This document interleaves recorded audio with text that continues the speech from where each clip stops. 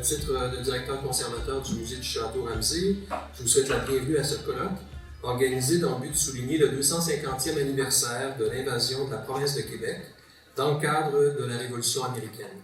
Jeudi dernier, le 13 novembre, nous avons commémoré le 250e anniversaire jour pour jour de la prise de Montréal par le général Montgomery et ses soldats de l'armée continentale et leur installation au Château Ramsay qu'ils avaient choisi pour leur servir de quartier général. Aujourd'hui, nous avons convié divers spécialistes afin de vous présenter, comme le titre de ce colloque l'indique, le contexte, les perspectives et les impacts de cette invasion et de cette invitation. Car si nos futurs voisins américains, on va les appeler ainsi, ont en effet tenté d'envahir militairement notre territoire, ils ont également convié les habitants de notre province à se joindre à leur mouvement révolutionnaire et à prendre place aux côtés de leurs 13 colonies unies pour devenir le 14e État de ces États-Unis en devenir. Je n'en dirai pas plus et je laisserai toute la place aujourd'hui à nos conférenciers invités. Cela dit, j'ai tout de même pensé vous présenter d'entrée de jeu une ligne du temps succincte des principaux événements de l'époque, de façon synthétisée. Question de bien camper le cadre temporel et la séquence des événements.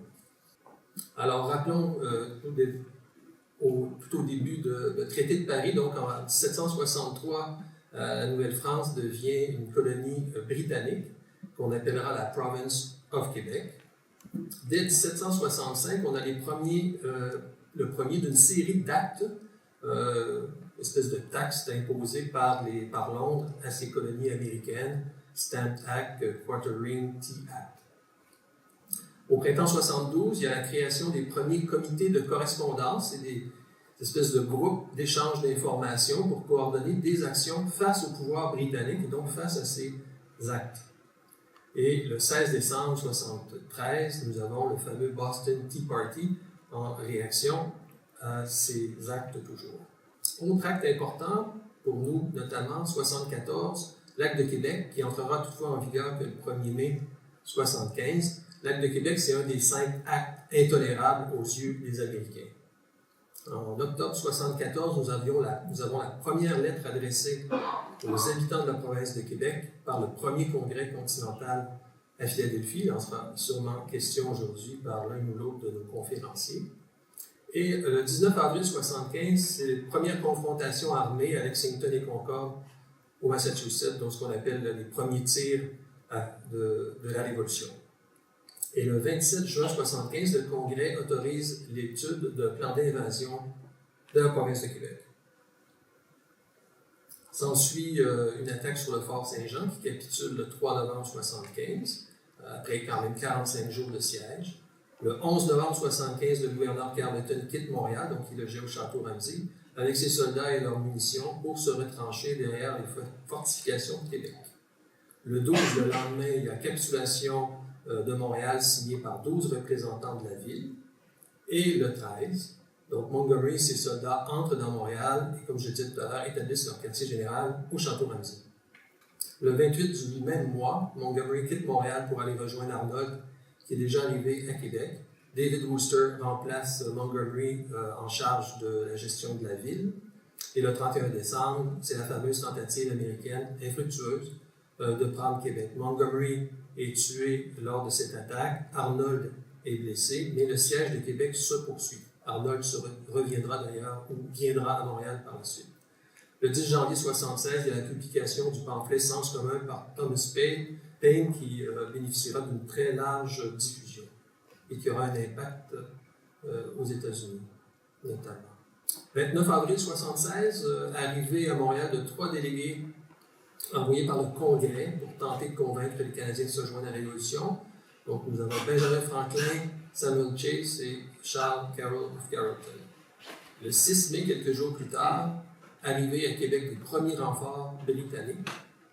Le 15, face à l'arrivée d'encore plus de renforts, Arnold et ses soldats se sont déjà retirés de Québec et se retirent de Montréal. Donc, l'occupation du château Ramsay, c'est du 13 novembre 1975 au 15 juin 1776. Et le 1er juillet, les derniers Américains quittent le sol québécois. Et quelques jours après, donc 4 juillet 1976, la fameuse déclaration d'indépendance des États-Unis. Qu'est-ce qui se passe un peu aux États-Unis par la suite? Donc, le 17 octobre 1977, il y a la bataille de Saratoga dans l'État de New York qui est remportée par les Américain. Ça marque un point tournant dans la guerre. Les Français s'impliqueront ensuite officiellement dans la guerre aux côtés des Américains à compter du 6 février suivant, 1978. Le 15 novembre 1777, il y a l'adoption des articles de la Confédération. Et à l'article 11, à noter que le Canada, on soulignait que le Canada pourra se joindre s'il le souhaite. Et cette confédération est en force jusqu'à l'adoption de la Constitution en 1787. Autre point marquant de la guerre, 1781, donc la bataille de Yorktown en Virginie, qui est remportée par les Américains avec l'appui des Français. Londres succombe aux pressions locales de mettre fin à cette guerre coûteuse. Et le traité de paix est signé, donc le traité de Paris, qui marque la fin de la guerre, le 3 septembre 1783. Et en 1987, il y a l'adoption de la Constitution des États-Unis qui remplace la Confédération adoptée en 1967. Alors j'espère que cette petite introduction vous aidera à suivre les interventions de nos invités. Avant de céder ma place, je tiens à souligner le fait qu'au moins 2 de nos conférenciers ciblés n'ont malheureusement pu être des nôtres. Tout d'abord, Mme Joëlle Terrien, qui devait nous entretenir de la place et du rôle des femmes dans cette invasion, qui est retenue par un autre collègue à Québec, et M. Robert Wilkins, président du chapitre montréalais du United Empire Loyalists. Alors, ces 2 personnes collaboreront tout de même, comme la majorité des conférenciers d'aujourd'hui, à la réalisation de notre exposition spéciale sur l'invasion qui sera présentée tout au long de 2026. En terminant, je tiens à remercier nos partenaires et je dirais aussi qu'on a enregistré Dave Noël pour notre exposition. Alors, on essaie de remettre la main sur cet enregistrement-là pour la diffuser en l'absence de M. Noël, qui est en fait victime d'un voisin Airbnb. Vous connaissez la fameuse formule, donc il n'a pas dormi de la nuit. Donc, justement, je remercie notre partenaire hôtelier, le Petit Hôtel, rue Saint-Paul et rue Notre-Dame. Et je tiens surtout à souligner que cette activité a été rendue possible grâce au soutien financier du gouvernement du Québec. Et finalement, il nous fait plaisir d'offrir en tirage un exemplaire du livre de Pierre Monette, Rendez-vous manqué avec la Révolution américaine, publication malheureusement épuisée. Pour participer, il vous suffit de remplir un coupon et le déposer dans le bocal prévu à cet effet. Le tirage se fera à la fin de la journée. Alors sur ce, merci de votre présence et bon colloque.